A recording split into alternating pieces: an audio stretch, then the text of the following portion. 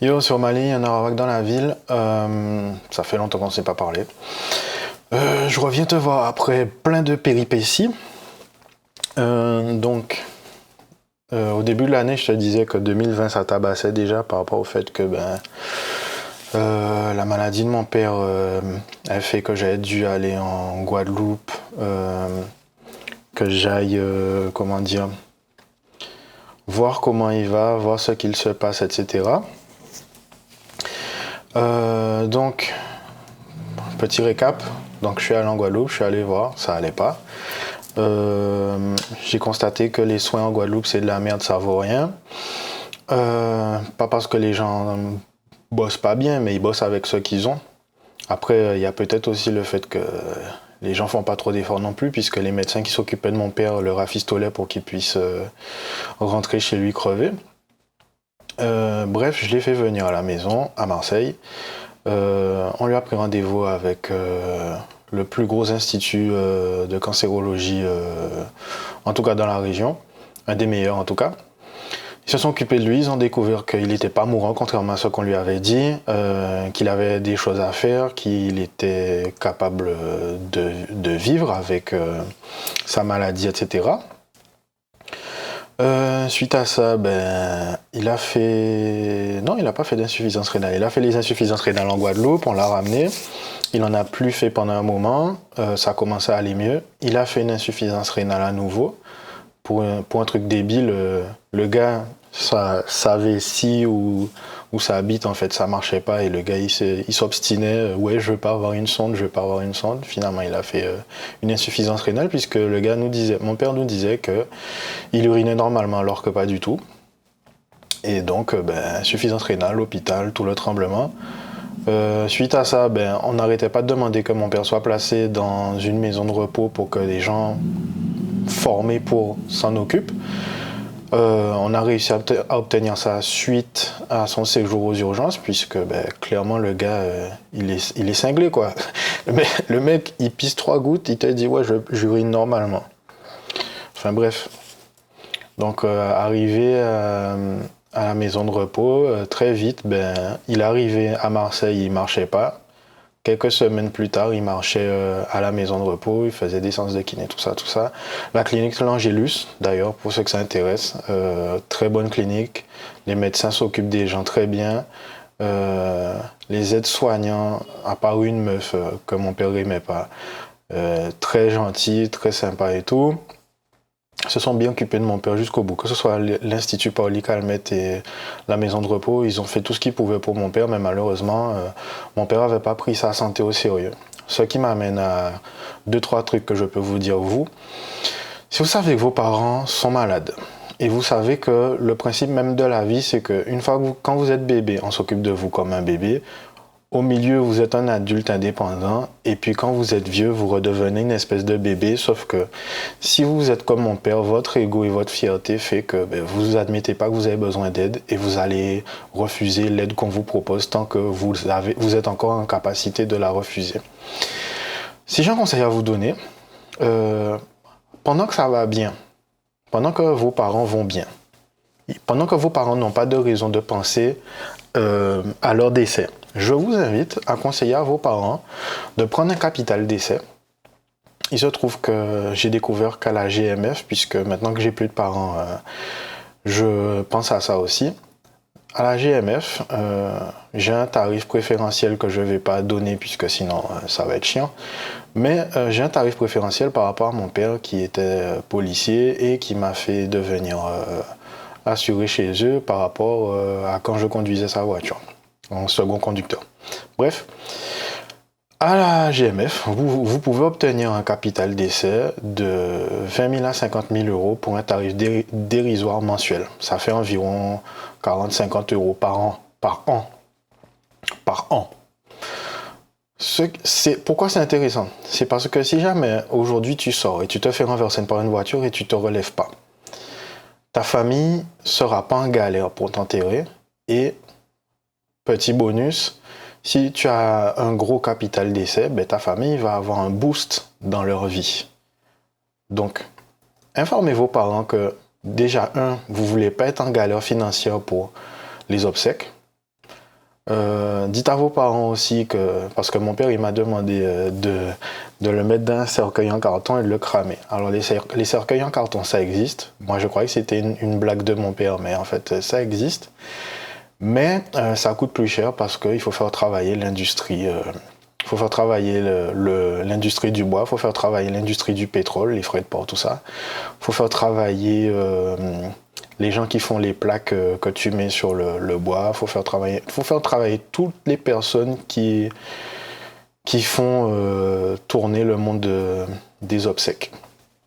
Donc une fois que tu sais ça, tu apprends vite que le cercueil dans le bois le moins noble possible coûte moins cher que le cercueil en carton. Voilà, voilà.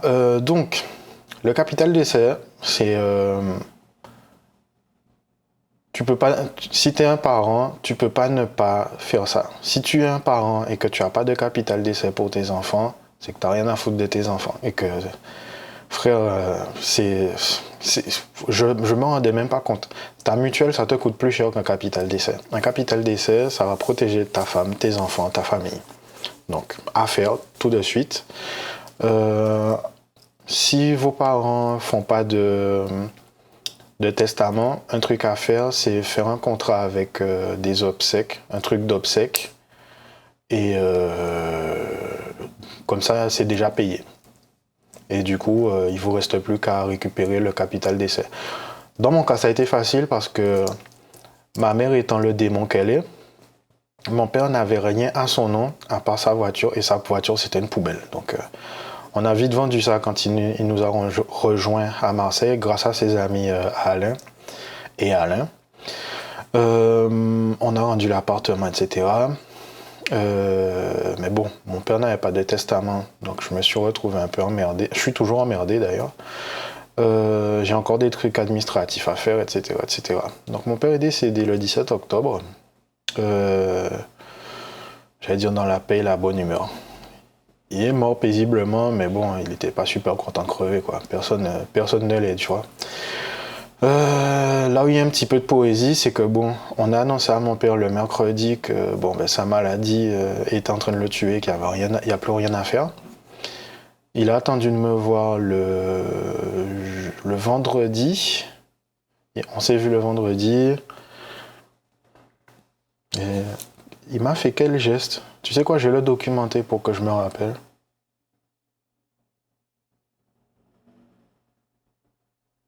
J'essaie de me rappeler.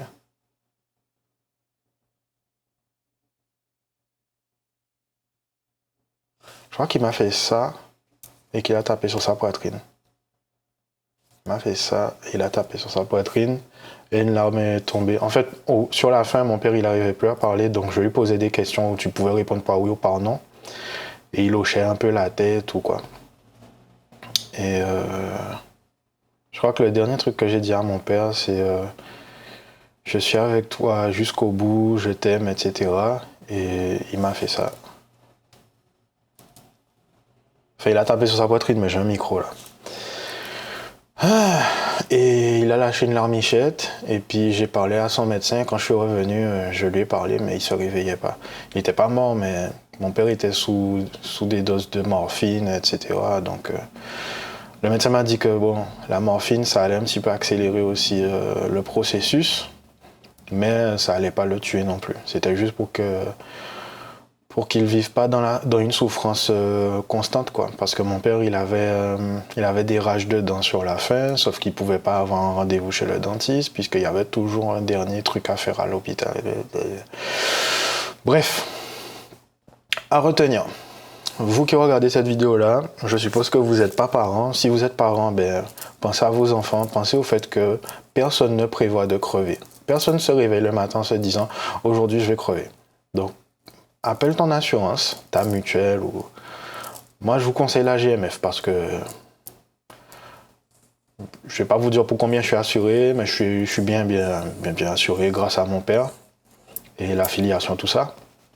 Et les années d'abonnement, machin.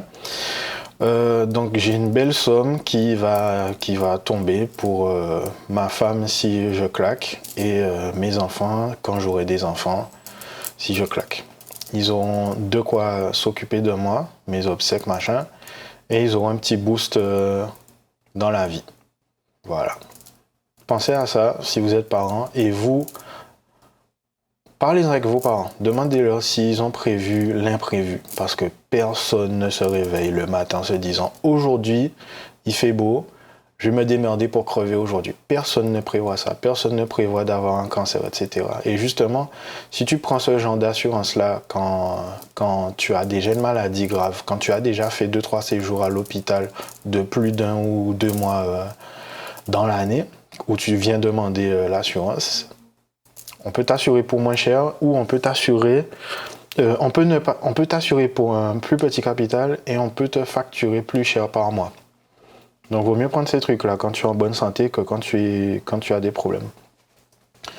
Donc, ça, c'est pour les événements personnels plus ou moins traumatisants. Et en plus, j'ai toujours pas parlé à un psy, je devrais peut-être. En dehors de ça, au niveau professionnel, ça, c'est rigolo. Alors, frère, ça, c'est rigolo, putain. Donc, l'année dernière, en octobre, j'ai été recruté par une société que je ne nommerai pas pour transférer les compétences que j'ai acquises chez Uxo, que je nomme parce que c'est une putain de société qui est dope. C'est une société qui fait des logiciels de sauvegarde français pour la France et l'international aussi, mais principalement pour la France. Pardon, j'ai des rototos. Où j'ai acquis 4 ans d'expérience dans le service après-vente et dans l'administration de serveurs. Serveurs d'un contexte bien spécifique, donc la sauvegarde de données, la sécurité, etc. Donc, par rapport à un truc qui s'est passé dans la société que je ne décrirai pas en détail, j'ai décidé de chercher du taf ailleurs parce que ce qui se passait me plaisait pas à ce moment-là. Depuis, ça a été corrigé, je te rassure. Donc, je cherche une société et il se trouve que je cherche une société. J'ai même pas cherché longtemps, j'ai contacté une société d'intérim. Enfin, une société qui a pour but de trouver des candidats et les mettre en relation avec des entreprises qui cherchent des employés. Et on m'a trouvé un truc la semaine où j'ai dit que j'aurais aimé changer de boîte. Ça a cliqué pas mal, j'ai parlé avec quelqu'un de sympa et on s'est dit qu'on allait se voir. J'ai vu la personne en question, ça s'est très bien passé, c'est quelqu'un de bienveillant, il s'appelle... Ah merde, j'aurais peut-être pas dû dire ça. Je vais biper ça. Bref, il s'appelle Jean-Jean. Et du coup, ça s'est super bien passé avec Jean-Jean et j'ai été recruté finalement. Les 6 premiers mois, environ les 6 premiers mois, puisqu'il y a eu le Covid après. Donc j'ai été embauché en octobre, novembre, décembre, janvier, février, mars. Ben ouais, c'est ça, 6 mois. Les 6 premiers mois, ça s'est bien passé, même avec le Covid au milieu. Et puis, Covid au milieu, tout le monde est confiné. Et ben moi, j'étais en train de... En mars, je suis parti m'occuper. En mars, je suis parti voir mon père pour voir ce qui se passe en Guadeloupe. Je suis revenu à la mi-mars ou à la fin de mars pour reprendre le boulot. J'ai repris le boulot et non, j'ai pas repris le boulot. On était confinés. Donc quelques semaines passent. Mon père refait un... Merde, comment ça s'appelle? Une insuffisance rénale. Et du coup, ses potes et moi, on s'organise pour le faire venir et tout. Et au moment de revenir au boulot en mai, mon manager n'est plus là. Le gars qui m'a recruté n'est plus là, ne nous parle plus. On ne sait pas ce qui s'est passé. Enfin, moi, je ne sais pas ce qui s'est passé. Puisque j'étais en chômage partiel. Enfin, j'étais carrément au chômage d'ailleurs. C'était un chômage... Bref, c'était un chômage partiel. Bref. Et...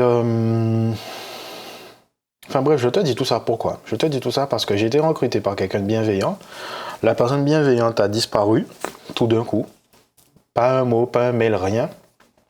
Et puis au cours du mois où je reprends le boulot, il revient, il laisse son téléphone, son PC, un téléphone fixe qu'il avait pris pour faire de la téléphonie sur IP chez lui.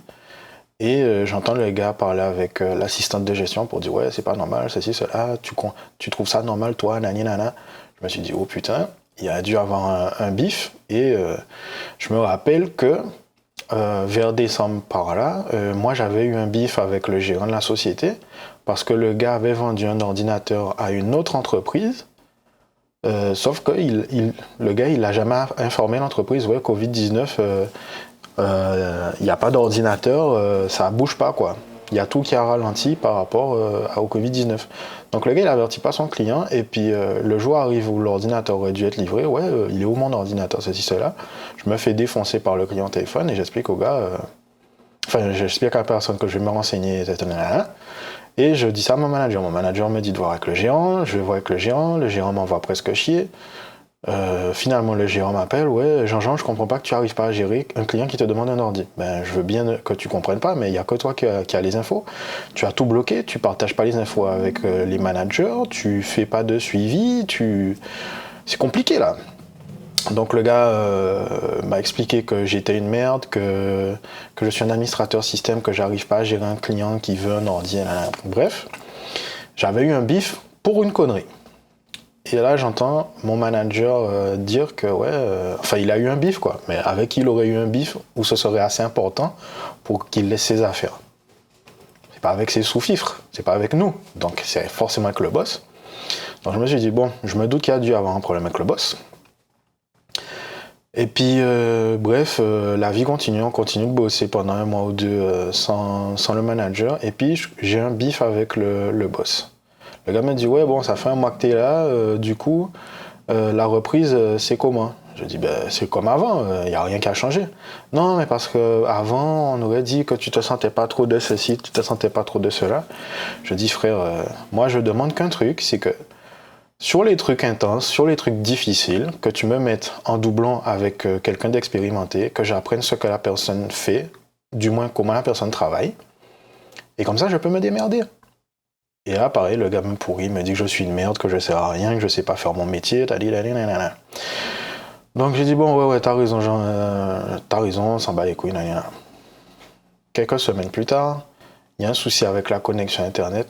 Alors, ne vous abonnez pas chez SFR. De mon expérience, que ce soit en pro ou en particulier, c'est pas intéressant. Le gars me dit de refaire le brassage, la baie de brassage de l'entreprise. Alors, en dehors du fait que la baie de brassage est dégueulasse, que c'est câblé grosso merdo, qu'il n'y a pas d'étiquette, je vais m'en sortir, mais ça va prendre du temps. Donc j'avertis le gars, ouais frère, va falloir que je cherche, donc je te rappelle quand j'aurai trouvé. Comment ça, ceci, cela, comment ça se fait, comment tu sais pas faire, comment tu connais pas, nanana. Je me suis dit, mais frère, c'est un truc de fou, c'est un sketch. Le gars essaie de voir si je vais m'énerver ou pas, c'est pas possible.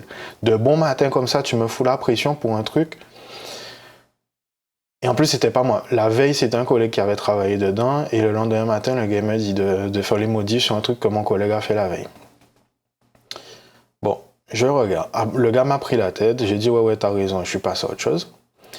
J'arrive devant la baie de brassage, je regarde la baie de brassage, je me dis, mais c'est quoi ce bordel? Et j'appelle mon collègue de la veille, je lui dis, bon Jean-Jean, qu'est-ce que t'as fait? Parce que Jeannot m'a pris la tête et je vois pas qu'est-ce qu'il faut brancher où. Parce que pour moi, ça a l'air déjà bien là. En fait, je comprends pas ce qu'il y a à faire, puisque le truc qu'il m'a demandé de faire, on dirait que c'est déjà là, donc je vois pas ce qu'il y a à faire. Le gars m'a dit, en fait, non, ce qu'il t'a demandé de faire ce matin, je l'ai fait hier, donc il n'y a rien à toucher. Ok. Donc le mec, il m'a dit que je suis une merde, que je sers à rien, que je comprends rien. Il s'est pas rendu compte de ce qui était connecté ou pas. Alors si tu es pas informaticien, peut-être que tu te dis c'est normal.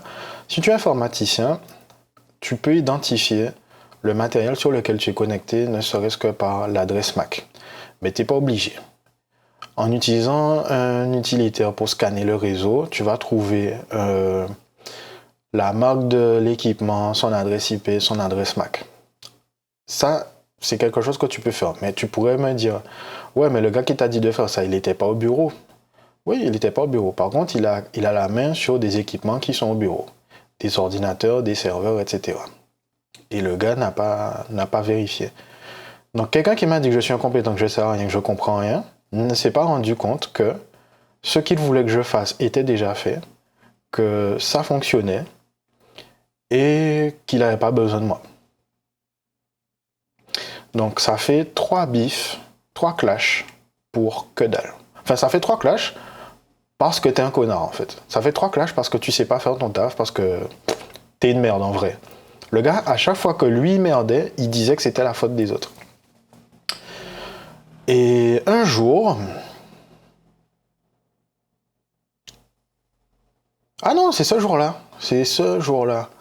Plus tard dans la journée, le gamer, enfin 1 heure plus tard, le gamer appelle. Il a appelé mon collègue pour lui demander qu'est-ce qui s'est passé, ceci, cela. Mon collègue lui a dit, il n'y avait rien à faire, donc oui, c'est normal qu'il n'ait pas trouvé, surtout que c'est pas rangé, c'est pas étiqueté, c'est mal câblé, donc oui, c'est normal qu'il n'ait pas trouvé. Le gars, il me transfère l'appel, je parle au mec, et le mec il me dit, ouais, Jean-Jean, je comprends pas que tu me dises que tu saches pas faire, que tu connaisses pas. J'ai embauché un administrateur système, nani nana. Et là, je me suis dit, bon, je vais pas m'énerver, je vais utiliser l'humour. Je dis au gars, ouais, t'as raison. En vrai, c'est une armoire que je connais pas. C'est pas moi qui ai travaillé dessus hier. Il n'y a rien d'étiqueté, c'est mal câblé. Je suis vraiment désolé de t'avoir dit que j'allais devoir chercher pour comprendre comment c'est câblé et comment ça marche. Et le gars, frère, m'a soutenu que ouais. Mais c'est là que tu vois que t'as des gens cinglés. T'as des gens cinglés qui sont patrons. Et je me demande comment c'est possible. Mais bon, on file des prêts à tout le monde, hein, si t'as un truc, un projet qui se tient plus ou moins, je pense, tu peux ouvrir une entreprise toi aussi. Mais qu'est-ce qu'il faut retenir de tout ce que je te raconte, au-delà du fait que je te raconte ma vie? Ce qui se passe, c'est que, et c'est un truc, un des collègues m'a raconté aussi, quand tu vas dans une entreprise et que tu passes un entretien, l'employeur passe un entretien aussi, en fait. Dans la mesure où, quand tu vas au local, au siège de l'entreprise, prends le temps de regarder autour de toi. Moi, quand je suis arrivé, je me suis dit, attends, mais c'est tout petit, ça fait boui-boui, c'est dégueulasse. Et il y avait une odeur aussi. Et là, franchement, il y avait plusieurs drapeaux rouges, quoi. Ce qui a fait que j'ai signé avec cette entreprise-là, c'est le manager qui m'a recruté parce que le gars était bienveillant, super sympa, il s'exprime bien. Il me disait, on ne maîtrise pas tous les sujets, mais on se forme et on fait les choses pour nos clients, on s'adapte aux besoins de nos clients. C'était un discours qui se tient, cohérent. Et puis j'étais dans cette dynamique-là. Moi aussi, j'ai des trucs à apprendre, etc. Mais si jamais tu passes un entretien avec une entreprise et que ça a l'air d'être un boui-boui, que ça a l'air d'être pourri, et que l'environnement de travail te plaît pas, si tu arrives pas à te projeter dans l'environnement de travail, tu te dis, si quand tu vois le truc là, tu te dis, je suis pas sûr, faut pas y aller. Après, c'est une bonne expérience parce que j'ai rencontré des gens sympas, j'ai appris des méthodes de travail, ceci, cela, donc je crache pas dessus, mais frère, j'aurais pu m'en passer finalement, tu vois. Donc, ce qu'il faut retenir, c'est que ce qui fait fonctionner une entreprise, c'est l'équipe, l'esprit, la mentalité ou la culture dans l'entreprise.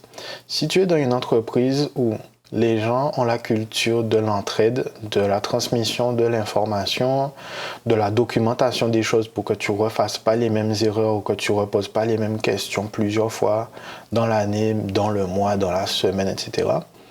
C'est une entreprise où je pense que tu peux te projeter. Si tu es dans une entreprise où chaque fois qu'il y a une difficulté, ton manager ou le patron de l'entreprise cherche à te dire c'est ta faute. Si moi je suis employé, que je ne sais pas faire ce que toi tu veux que je fasse, c'est ta faute en tant que manager et patron. C'est à toi de transmettre l'information, c'est à toi de former tes employés et c'est à toi d'apprendre aux gens la méthode de travail que tu souhaites qu'ils aient et qu'ils appliquent. Donc, si vous vous retrouvez dans une situation où vous êtes avec un employeur qui dès qu'il y a une difficulté, pète un câble, perd ses moyens, se comporte comme quelqu'un de cinglé ou d'hystérique, vous savez que vous devez contacter une entreprise d'intérim et sortir de là. Hein. Alors, l'avantage que moi j'ai, que par exemple ma femme n'a pas puisqu'elle travaille dans le social, c'est que moi, en vrai, alors moi j'ai fait mon dernier jour de travail à la mi-août et en septembre j'ai eu mon solde de tout compte, etc. Parce que bon, le gars en plus de tout ça, il voulait pas me payer mes jours de congé, tu comprends? Donc j'ai pris mes jours de congé, j'ai pris mon solde de tout compte et je suis parti. Mais depuis septembre, on va être en décembre bientôt là, j'ai pas cherché de boulot en fait. J'ai mis mon CV à jour sur 2 sites. J'ai tenu mon compte LinkedIn à jour et j'ai informé une société d'intérim que j'adore, c'est Expectra. J'adore les gens chez Expectra. Agathe et Alexandra, je vous adore les filles, je vous aime, vous êtes trop bien. Vous êtes trop bien. Chaque fois que vous m'avez placé quelque part, vous m'avez bien placé. Vous avez compris mon projet, ce que je voulais, ce que je voulais pas. Et vous avez toujours trouvé le moyen de me donner un salaire au-dessus de ce que j'attendais. Donc, merci les filles, je vous adore. En dehors de ça, frère, j'ai rien fait. À part répondre au téléphone, m'acheter un écran bleu pour pouvoir faire des appels Zoom un peu sexy, même sur Skype un peu sexy. Alors je te montre. Écran bleu, c'est sexy. Ah merde, j'ai niqué le truc là. Merde, j'ai niqué le truc, putain. Attends, ça revient ou pas? Merde, c'est niqué. Attends. Fuck. Enfin bref, tout ça pour dire que, en vrai, j'ai quasiment pas cherché de taf, quoi. J'ai quasiment pas cherché de taf et c'est justement parce que je fais un métier qui est dans le numérique, en fait. Les métiers du numérique, ça a cet avantage-là que, frère, comme dit ma femme, moi je me baisse pour ramasser les jobs. Les gens viennent me chercher, je leur dis oui, non. C'est un peu comme être une meuf sexy. Tout le monde vient te voir pour savoir si tu veux niquer ou quoi. Et toi, tu dis, je pense que vous n'êtes pas le candidat le plus adapté pour cette compétition. Enfin bref, tout ça pour dire que professionnellement, ce qui s'est passé dans ma vie là, c'est que je me suis retrouvé en affaire avec un mec cinglé.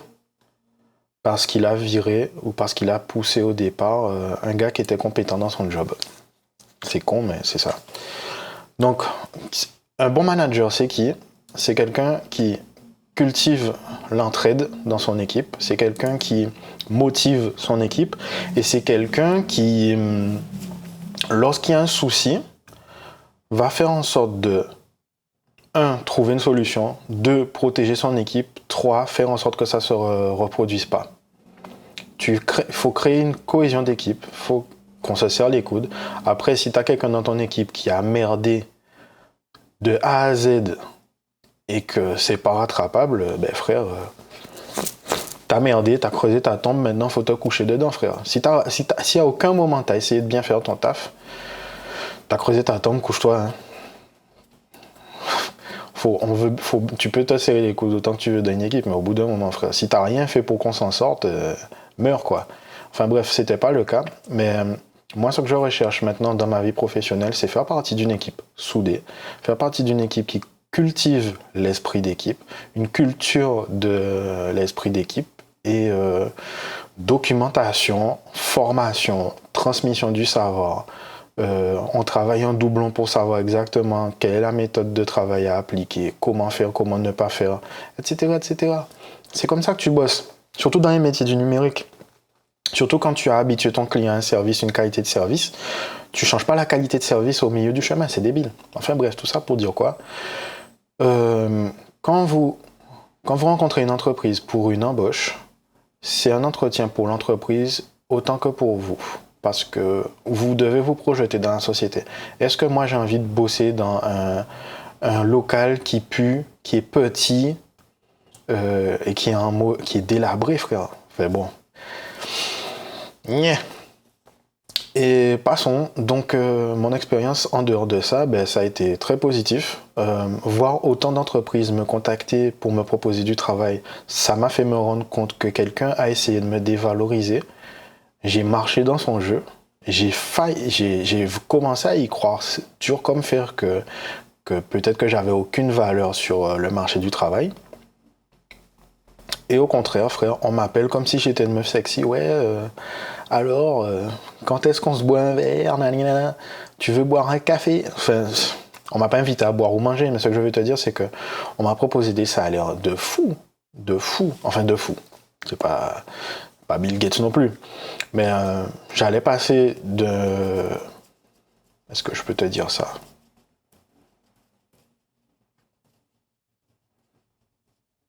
J'allais passer à un pourcentage d'imposition différent, pour faire simple, pour rester sobre. J'ai pas envie de t'inviter dans mes poches non plus. J'allais passer un nouveau braquet d'imposition, mais bon, il a un truc, c'est... Enfin, le job était pas intéressant, donc j'ai dit fuck ça. Et voilà. Donc, si vous vous retrouvez dans une situation où votre patron vous dévalorise dans votre travail, vous savez que c'est un mauvais patron. Barrez-vous. Si ton patron te tire pas vers le haut, mais te pousse vers le bas dès qu'il a une chance, si ton patron te dit jamais putain, sur ce dossier-là, tu t'en es trop bien tiré, sur ce projet-là, t'as trop bien fait, si ton patron ne te parle en tête à tête que pour te dire que t'es une merde, tu dois te barrer de là. Et plus tu le fais vite, mieux ce sera. Parce que il se trouve... Si... Bon, mon ancien patron était débile. Le gars, il m'a offert une rupture conventionnelle alors que... il aurait fallu que je démissionne ou que le gars me vire. Mais bon, sa bêtise m'aura servi. Surtout que, bon, en plus, le gars, il a fait ça. Enfin bref, je rentre pas dans les détails. Il y a des gens qui méritaient des ruptures conventionnelles et qui les ont pas eues. Moi, j'ai envoyé le gars chier parce que, frère, c'était abusif comment le gars me parlait. Mais jamais avec un mot plus haut que l'autre. J'ai jamais insulté un patron de ma vie. J'ai jamais manqué de respect. Mais j'ai appris avec un ami qui s'appelle Alexis que le verbe, quand tu sais l'utiliser, c'est tranchant. Quand tu renvoies quelqu'un à sa propre bêtise, ne serait-ce qu'avec du verbe, c'est intéressant parce que même si la personne n'est pas en face de toi, ne serait-ce qu'au téléphone, tu entends la personne en train de process, en train de digérer le mépris que tu lui renvoies. Parce que moi, je méprise jamais personne gratuitement. Quand tu m'insultes, putain, je vais vous dire un truc pour que vous compreniez pourquoi c'est important. Le gars m'a dit à moi, tu peux pas me dire que je te parle de travers ou que je suis pas sympa parce que je t'ai laissé aller voir ton père en Guadeloupe. Le gars a essayé de me convaincre qu'il m'a fait une fleur en me laissant partir voir l'état de santé de mon père. Là, j'aurais pu insulter le gars, lui dire d'aller niquer sa mère ou autre chose. Et je ne l'ai pas fait. Pour vous dire à quel point... Et mon père est mort aujourd'hui. Hein. Donc ça veut dire que mon père aurait pu mourir en Guadeloupe. Il a vécu presque un an tranquille à Marseille. Et au final, il est mort. Et quelqu'un qui n'a rien fait, c'est pas comme si le gars il m'a donné 1000 € de prime, un truc du genre, mais qui m'a pas aidé financièrement, le gars. Le gars il me dit qu'il m'a fait une fleur de me laisser risquer de choper le Covid-19 en passant par l'aéroport de Marseille, l'aéroport de Paris, l'aéroport de la Guadeloupe, une fois dans le sens aller, une fois dans le sens retour, et de peut-être tuer mon père. Hein. J'ai risqué la vie de mon père en allant en Guadeloupe. Hein. Et le gars te dit, Je t'ai fait une fleur, frère. Je vois pas pourquoi tu ramènes ta gueule. Enfin bref. Je crois que j'ai parlé beaucoup trop longtemps de tout ça. Ce qu'il faut retenir, c'est quand vous rencontrez une entreprise, regardez où vous êtes pour que vous sachiez est-ce que vous avez envie de vous projeter là ou pas. Regardez à qui vous parlez, comment la personne est habillée, comment la personne se tient, comment la personne s'exprime pour que vous sachiez un petit peu quel est le caractère de la personne avec qui vous allez travailler. Et quand vous vous rendez compte que vous êtes en affaire avec quelqu'un qui essaie de vous dévaloriser chaque fois qu'il a une opportunité, mais qui ne vous dit pas à quel point vous avez bien travaillé quand vous avez rondement mené une affaire, sachez que vous devez vous tirer le plus vite possible. Parce que la personne peut être vicieuse et refuser de vous raccourcir votre délai de préavis si vous avez trouvé un job ailleurs. La personne peut vous forcer à... Enfin, vous forcer. Refuser de vous payer vos jours de congé et vous forcer à les prendre, etc., etc., puisque ça se reporte par autant de temps que t'as mis à signer l'accord, naninana. Bref. Donc, la vie est courte. Il y a plein d'entreprises en France. Il y a des entreprises qui se créent tous les jours. Il y a des entreprises qui se ferment tous les jours. Donc, vous faites pas chier. Signez une merde, barrez-vous. Donc ça, c'est pour l'aspect pro, après l'aspect perso. Et maintenant, je vais te parler de trucs qui m'intéressent aussi, enfin qui me passionnent. Ah oui, bon, attends, je vais te parler de la musique aussi, puisque c'est une passion, mais c'est un peu pro aussi. Qu'est-ce qui se passe avec la musique? Ben, avec toutes mes péripéties là, frère, j'avais pas trop le cœur à faire de la musique. Et ces derniers temps, je trouvais pas d'instru qui m'inspirait ou quoi. Et je me suis rendu compte qu'en fait, c'est le tempo. Le tempo... j'ai plus le cœur au tempo, ces jours-ci. J'ai plus le cœur au tempo dansant, les trucs comme ça. J'ai vécu des trucs un peu raides cette année, j'en ai marre, tu vois.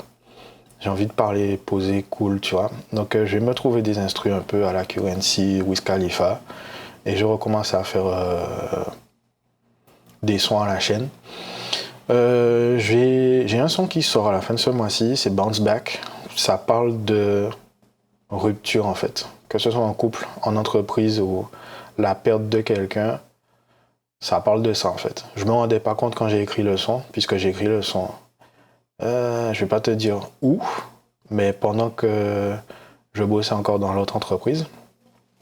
Et en fait, j'avais écrit le son comme une métaphore à la rupture, puisque moi je me préparais à me casser. Et du coup, j'en parlais comme si c'était une meuf et que moi j'étais un gars. C'était rigolo. Enfin, c'était fun. Le son s'est écrit tout seul, c'était bien. J'étais content. J'étais trop content. Donc du coup, je vais reprendre l'écriture, mais pas sur des trucs dansants, pas sur des trucs chantants. Je pense que je vais me remettre à faire du rap rapologique. Le rap dansant qui parle pas de grand chose. Enfin, même si je fais jamais des sons qui parlent de rien, mais faire des sons juste pour le fun, je vais essayer d'en faire, mais je vais pas me concentrer là-dessus, puisque j'étais concentré là-dessus à fond. Pour DMD, j'ai regardé le nombre de démos que j'ai fait. Je dois en avoir fait 15 ou 20. Où justement, ce sont des refrains, la bonne humeur, machin, naninana. Donc, quand le confinement ne bloquera plus Ryzen Eddington et le reste de la famille, ben, on va se remettre à faire du son. Mais bon, clairement, 2020, c'était pas notre année. Et du coup, je vais me mettre à faire des sons cool, posés, où je parle de trucs perso, en français, en créole ou en anglais, je sais pas. Donc, les jeux vidéo. Frère, l'année 2020, c'était pas l'année du jeu vidéo du tout. La bonne surprise pour moi, ça aurait été Ghost of Tsushima.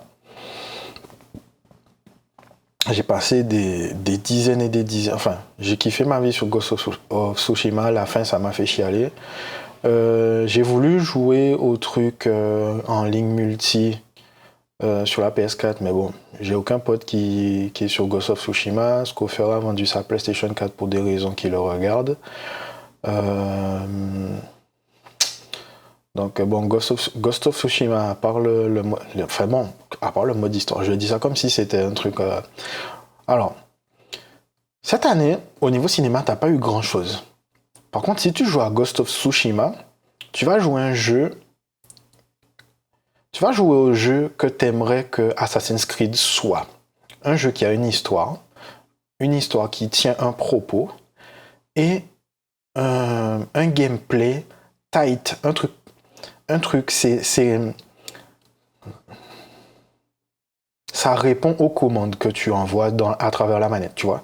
Tu appuies sur un bouton, il se passe quelque chose. Tu appuies sur le bouton pour contrer, tu contres. Par exemple, là, je joue à Assassin's Creed Valhalla, frère. Le système de combat du jeu, c'est de la merde, c'est de la couille en barre, frère.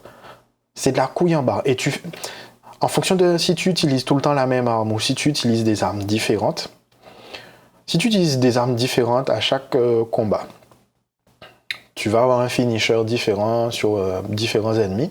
Par contre, si tu es comme moi et que tu joues à la hache à 2 mains ou que tu es passé à la hache à 1 main parce que c'est plus rapide, tu vois tout le temps les mêmes finishers. Tu veux contrer, quel que soit, tu te concentres pas, il y a un délai entre quand tu appuies sur le bouton de contre et ce qui se passe à l'écran. Donc du coup, à chaque fois que tu veux contrer, tu contres pas. C'est de la merde, c'est de la couille en barre, c'est nul. C'est nul à chier le combat dans ce jeu-là. Mais les décors sont beaux. Ça reste des décors Ubisoft. Tu vois, ça fait très jeu vidéo. Tu t'arrives pas à t'immerger dans le monde, tu vois.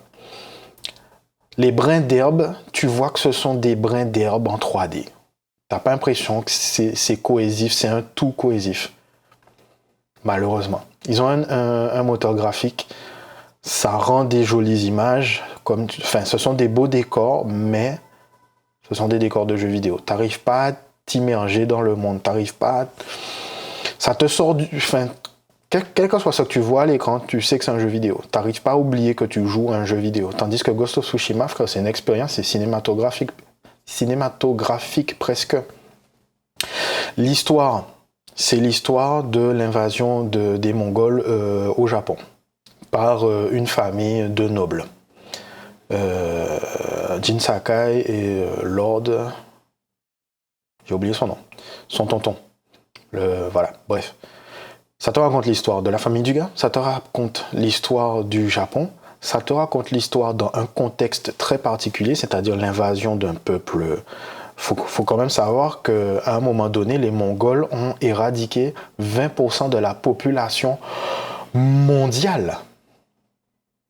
Rien que l'aspect historique du jeu vidéo est intéressant. Ensuite, l'aspect du personnage est intéressant, l'aspect de la famille, le contexte de la famille du gars est intéressant, et le contexte, la relation qu'il y a entre l'oncle du gars et le héros du jeu, ça aussi, frère. Il y a tout qui est bien dans ce jeu-là. L'histoire est bien. Les environnements, contrairement aux jeux Ubisoft, ça fait partie d'un tout, c'est cohésif. Les lames d'herbe que tu vois, tu vois que ce sont des lames en 3D, mais c'est beau, c'est coloré, ça bouge, c'est vivant. Tu sais que tu es dans un jeu vidéo, mais tu t'en fous. T'es tellement... Tout est vivant, tout est en mouvement. Ton personnage réagit à l'environnement dans lequel il est. Si tu es dans un champ particulier, ton personnage va se baisser pendant que tu es sur le cheval pour toucher les plantes et tout, frère. L'interface graphique, l'interface utilisateur est épurée pour que tu vois un maximum du décor, pour que justement tu sois dans le jeu un maximum, etc. Ensuite, le jeu te pousse à faire des choix. Et les choix en question, je peux t'en parler, c'est pas un spoiler, c'est est-ce que tu vas choisir l'honneur et risquer de perdre la vie de centaines ou de milliers d'innocents, ou est-ce que tu vas sauver un maximum de personnes en utilisant des méthodes qui ne sont pas honorables, puisque la voie du samouraï, c'est faire face, quelle que soit la situation, naninana. La voie du ninja, c'est je vais chercher... C'est un truc d'informaticien en fait. C'est comment je vais faire pour rentabiliser mon temps au maximum. Comment je vais faire pour être efficace au maximum. Le ninja, il s'infiltre, il tue les gens qu'il doit tuer, il s'en va. Ou sinon, le ninja, il s'infiltre, il tue tout le monde, un par un, et ensuite il s'en va. Au calme. Pour moi, c'est... S'il n'y avait pas Cyberpunk qui sortait cette année, en décembre, le 10 décembre, pour moi, Ghost of Tsushima, ce serait le jeu de l'année. En dehors de ça, qu'est-ce qui est sorti cette année ? Mortal Kombat 11, c'est sorti cette année ou l'année dernière, je sais plus. Je crois que c'est sorti l'année dernière. Pour moi, il n'y a aucun jeu qui est sorti l'année dernière. Cette année, en fait. Non, je vois pas. J'ai joué à Borderlands 3, c'est sorti l'année dernière. J'ai joué à The Division 2, c'est sorti l'année dernière. The Division 2, j'ai poncé le jeu parce que parce qu'on était confinés. Borderlands 3, j'ai fait les DLC. Cette année, pour moi, les sorties qu'il y a eu, c'est non existant, frère. On bat les couilles, quoi. Donc, je vais parler de... Putain, oui, je vais te parler de mes déceptions, là. Watch Dogs Légion. Alors, si t'es comme moi, t'as joué à Watch Dogs 1, tu t'es dit, bon, c'est gris, mais bon, c'est un jeu sur le hack, l'informatique, tout ça, ça me plaît, donc allez. Après, c'est une histoire de vengeance classique, donc moi, j'aime bien les films de Jean-Claude Van Damme, Steven Seagal, donc moi, j'ai kiffé. Enfin, j'ai bien aimé. J'ai fait le DLC avec le gars avec les locks aussi, je crois. Et j'ai joué à Watch Dogs 2. Watch Dogs 2, c'était fun, il y avait une personnalité, il y a des couleurs, le personnage, il avait un vrai caractère. Les personnages secondaires, eux aussi, avaient un caractère développé, ils avaient une histoire développée. Malheureusement, il y a un personnage qui est mort. Franchement, moi, je pense que le gars, il est mort pour rien. C'était pas utile. Ça aide pas l'histoire que le gars soit mort. Et en plus, c'est plutôt anecdotique que le gars soit mort. Enfin bref. Le méchant était... Bon, il était pas si charismatique que ça, mais bon. Il était un petit peu monsieur... le gars qui fait genre, je m'en bats les couilles de vous, vous êtes nuls, je suis plus intelligent que vous, nanana, bref. Mais le jeu était fun, l'histoire était fun, les graphismes aussi étaient plutôt réussis. Bon, après, la partie conduite du jeu, que ce soit la partie véhicule du jeu, c'est nul par contre, c'est de la merde. Arrive Watch Dogs Légion fin octobre. Fin octobre. Alors moi j'ai utilisé ça pour me changer les idées, mon père venait de mourir en octobre. Frère, c'est nul. Merde, j'ai niqué le truc. C'est nul. C'est nul, frère. C'est nul, frère. L'histoire commence bien. Tu arrives, t'es une espèce de James Bond machin. Oh, il y a un truc, il y a des mecs qui ont posé des bombes, naninana. On dirait qu'ils vont faire porter le chapeau à DedSec, naninana. Tu te dis, oh putain, c'est sérieux. Oh putain, il y a des enjeux. Oh putain, c'est dangereux. Oh putain, j'ai un personnage qui est badass. Et puis, il se passe ce qui se passe. Tu joues plus avec l'espèce de James Bond badass. Tu te retrouves pas à jouer avec la personne qui parle avec le James Bond badass. Tu joues pas non plus avec les autres gens qui étaient dans la pièce quand le James Bond badass est mouru. Ah oui, il est mort. Mais bon, c'est pas un spoiler, ce sont les 30 premières minutes du jeu, donc bon. Et tu te retrouves à jouer avec un connard random. Et puis on te dit, vas-y, va faire des missions. Donc bon, tu te dis, je vais faire les premières missions. Peut-être que l'histoire va se dévoiler. Tu joues et puis... Non. L'histoire est creuse. Les missions que tu fais, ça fait pas avancer l'histoire. Tu as des trucs audio à ramasser, tu écoutes les trucs audio, ça développe l'univers du jeu, mais ça fait pas avancer l'histoire. Tu ramasses des trucs en texte, tu lis ça, ça développe l'univers du jeu, mais on s'en bat les couilles toujours. Ton personnage, il évolue pas. Donc en fait, si tu veux évoluer dans le jeu, si tu veux avoir des compétences intéressantes, faut partir à la recherche des personnages intéressants. Ça devient du boulot en fait. C'est censé être un jeu, c'est censé être plaisant. Pas dans les jeux, t'es pas censé éteindre ton cerveau. Au contraire, le jeu vidéo, ce qui est intéressant, c'est que tu développes une aptitude à résoudre les problèmes qui te sont présentés quand tu joues aux jeux vidéo. C'est pour ça que jouer aux jeux vidéo, c'est un aspect bénéfique pour le développement de ton cerveau. Parce que ça sollicite plusieurs parties de ton cerveau en même temps. Audio, l'audition, la vision et la résolution de problèmes, X ou Y. Par exemple, les jeux de combat, c'est très bien pour ça, puisque tu dois résoudre des problèmes en des quarts de seconde, enfin bref. Et Watch Dogs Legion, c'est chiant, c'est du boulot.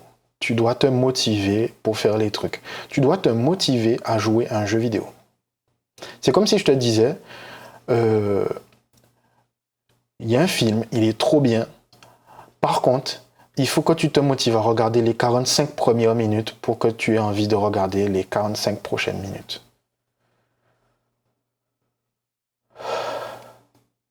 Frère, moi je me remets dans le contexte parce que c'est mon avis à moi. Dans mon contexte où mon père vient de mourir et je suis à la recherche d'un emploi. Et sans rentrer dans les détails, la vie de ma copine est compliquée aussi. Que ce soit professionnellement, putain, j'ai oublié de mettre... Bon. Que ce soit professionnellement ou autrement, il y a des difficultés, tout ça, tout ça. Next. Donc frère, jouer à un jeu vidéo où je dois me motiver, c'est pas un but, c'est pas un objectif. Jouer à un jeu vidéo qui me fait chier, c'est pas un objectif. Si je joue à un jeu vidéo, frère, il faut que ce soit fun d'entrée de jeu. Donc Watch Dogs Legion, j'ai essayé. J'ai essayé le lendemain, non, le jour de la sortie. Non, le lendemain, puisque tu ne pouvais pas précharger quand tu utilises Uplay. Et heureusement, j'ai payé Uplay, pas le jeu complet. Heureusement, j'ai payé que 14 € pour jouer au jeu complet. J'ai joué 1 heure, 2 heures, 3 heures.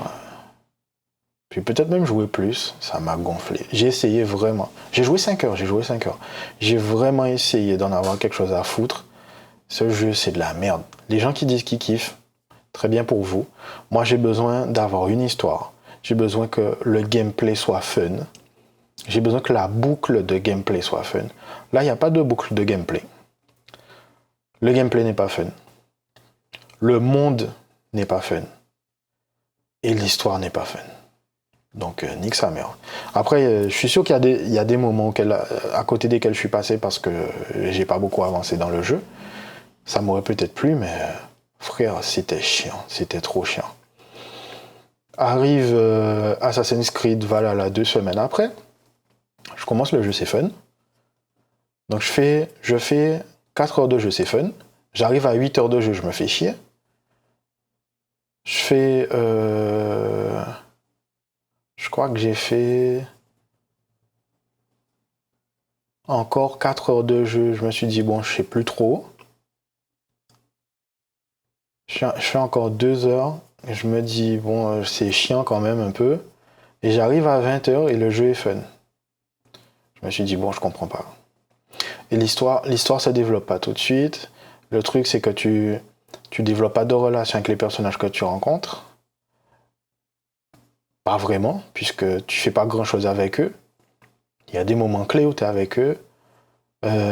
Tu comprends le caractère des persos quand même, mais tu t'en bats les couilles. Et puis au bout d'un moment, moi au niveau des 20 heures de jeu, j'ai rencontré tellement de personnes que il y a un personnage qui est mort quand je suis revenu dans mon village et je savais pas qui c'était. Donc ouais. Assassin's Creed Valhalla, c'est un très bon jeu si tu attends Cyberpunk 2077, mais je l'ai pas acheté. J'ai utilisé Uplay Plus parce que Kounia m'a payé ça. En plus, j'ai regardé des reviews. La plupart des gens disaient ouais, c'est bien, nanana, mais le système de combat. Et il y a un gars qui a dit fuck ça. J'ai joué 60 heures de jeu pour finir le jeu et ça m'a cassé les couilles. Ça m'a pété les couilles. GTA 5, qui est jeu de l'année quand il est sorti, GTA 5 fait entre 15 et 30 heures de jeu en fonction de comment tu joues au jeu. Et tu as une histoire consistante, un gameplay fun qui fonctionne, et tout va bien. Moi, j'ai fini le jeu, je crois que j'ai plié le... Je faisais que les missions principales la première fois. J'ai plié le jeu 15-20 heures, je pense. Je pense. Là, j'ai joué 20 heures à Assassin's Creed Valhalla. Non, presque 30 là. J'ai fait 27 heures de jeu. Je suis à 33% du jeu. Et j'arrête pas de me dire, frère, si là, je suis à 33% du jeu et ça fait le taf. C'est fun quand tu joues. L'histoire est intéressante ça se dévoile. Ça va. Le truc qui est pourri là-dedans, c'est le système de combat. Et Assassin's Creed Valhalla, c'est un jeu où tu es censé être un...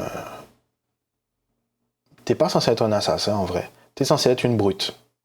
Sauf que pour être une brute, il faut un système de combat de brute. Le problème, c'est que si tu veux jouer comme une brute, tu peux pas. Si tu veux te la jouer comme dans Ghost of Tsushima, tu balances tes coups et dès que tu vois que ton ennemi va t'attaquer, tu te prépares. Et au zénith du mouvement, au moment où il y aura l'impact contre toi, tu appuies sur le bouton pour contrer, ça marche pas. Ça marche pas.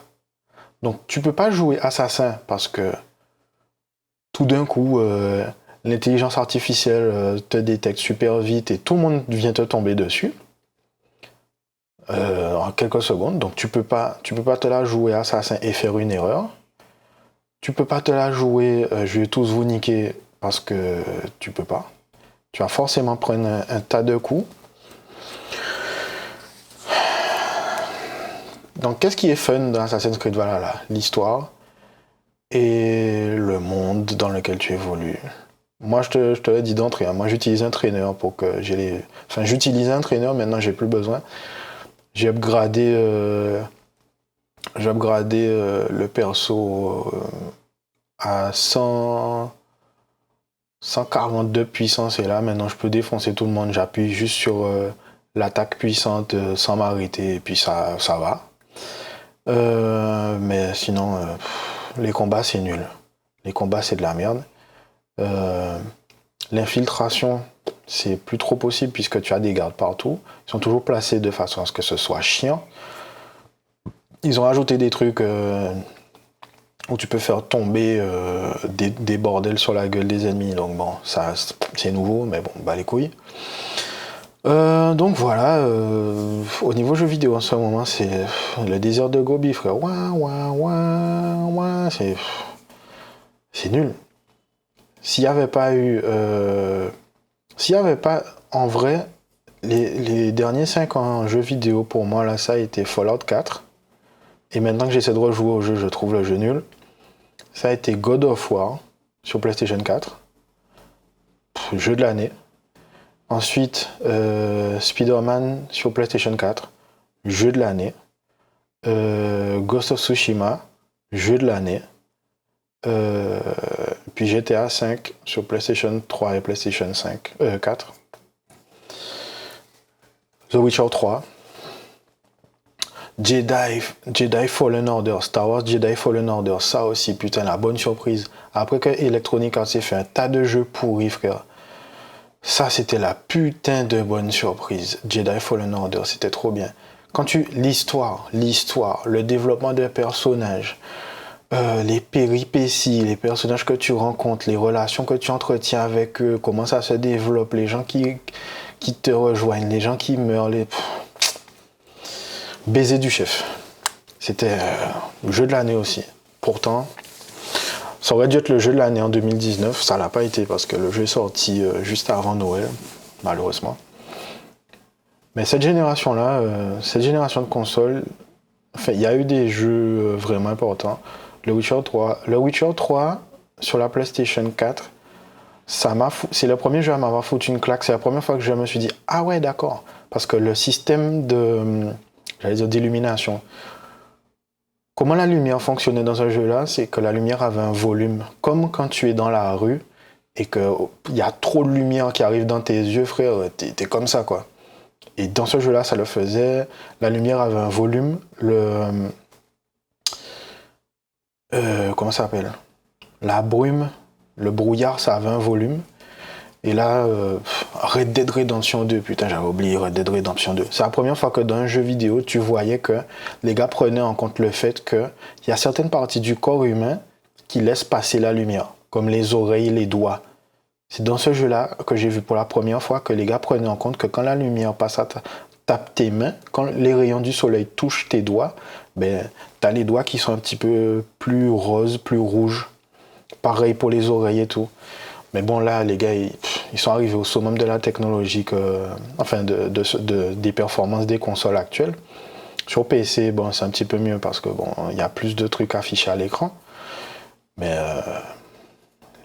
les meilleurs jeux, quoi. Les meilleurs jeux de la génération, quoi.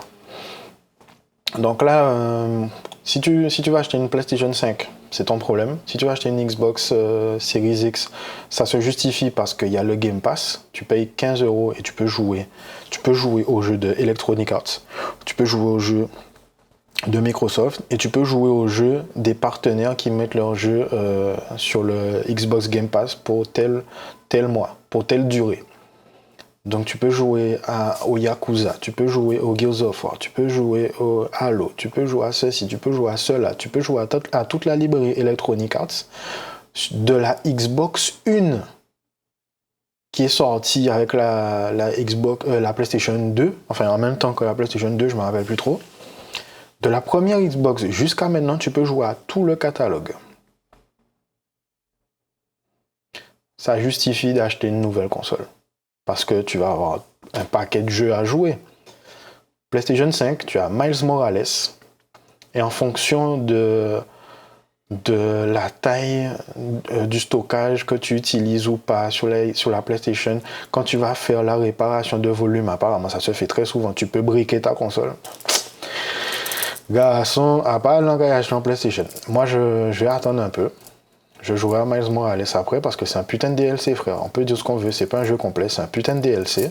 C'est un DLC next-gen, ok. C'est une démo pour la next-gen, ok.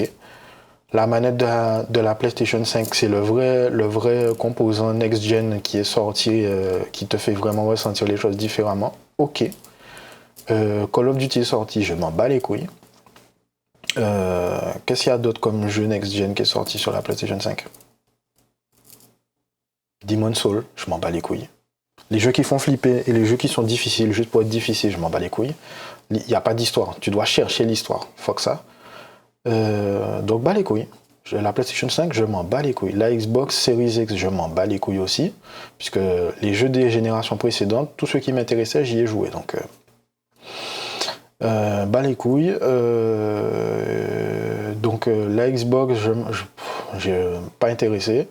La PlayStation 5, pas intéressé. Il y aurait eu Halo encore, mais Halo avait l'air moche et au final les gens avaient raison, le jeu n'était pas fini, le jeu est dégueulasse, le jeu est moche, certainement le jeu devait même pas être fun. Ils se sont dépêchés de faire le jeu pour vendre la console au lieu d'attendre que le jeu soit prêt pour vendre la console. Je sais pas pourquoi il fallait absolument que la console sorte avant ou en même temps que la PlayStation 5. Il n'y a pas de jeu. Il n'y a pas de jeu. Donc, bilan 2020. Au niveau musique, je crois qu'on n'a rien eu de transcendant. Que ce soit rap ou métal, bas les couilles. Il ne s'est rien passé d'intéressant. Je continue à écouter des vieux sons. Au niveau cinéma, j'attendais Kaamelott, putain. Ça va pas sortir à cause du confinement. Au niveau série télé, Mandalorian peut-être, mais ça fait le taf, mais bon, c'est pas transcendant non plus. Jujutsu Kaisen, j'aime bien. Ouais, bilan 2020, frère, c'était pas terrible. Niveau jeux vidéo, mais... Enfin, Ghost of Tsushima quand même. Au niveau cinéma, que dalle. Au niveau série télé, que dalle. Au niveau animé, j'ai regardé 2-3 trucs. Jujutsu Kaisen, Peter Quill, le truc du gars qui se fait violer par des meufs qui veulent son sperme. Konosuba, le film aussi, putain, c'est de la dope. Ouais, y a pas grand chose. C'est vraiment une année de merde, 2020. Enfin bref. Hein. Ah oui, j'ai oublié de vous dire pourquoi j'ai autant insisté sur mon ancien job. C'est parce que je vais en avoir un nouveau pour une société énorme qui pèse dans le game, qui pèse en France. Et je me disais que maintenant je peux me permettre de parler de mon ancien job, sans pour autant dire où est-ce que j'ai bossé. Donc, qu'est-ce qu'on retient de cet épisode? Dites à vos parents de prévoir l'imprévu. Quand vous rapprochez d'une société pour un nouvel emploi, regardez où vous mettez les pieds. Essayez de cerner le caractère des gens à qui vous parlez. Au niveau jeux vidéo, au niveau musique, je vais reprendre doucement le taf, reprendre la musique et tout. Au niveau jeux vidéo, Ghost of Tsushima, c'est ce que je retiens de 2020. Cyberpunk 2077, je t'en reparlerai quand ça sortira et que j'aurai joué suffisamment longtemps. Assassin's Creed Valhalla, ça fait le taf, mais c'est pas génial. Watch Dogs Legion, c'est de la merde. Je pense que je t'ai tout dit. C'est un arc dans la vie. J'espère qu'on se reverra plus régulièrement, en tout cas déjà. Et puis rendez-vous à la prochaine fois, frère. À plus.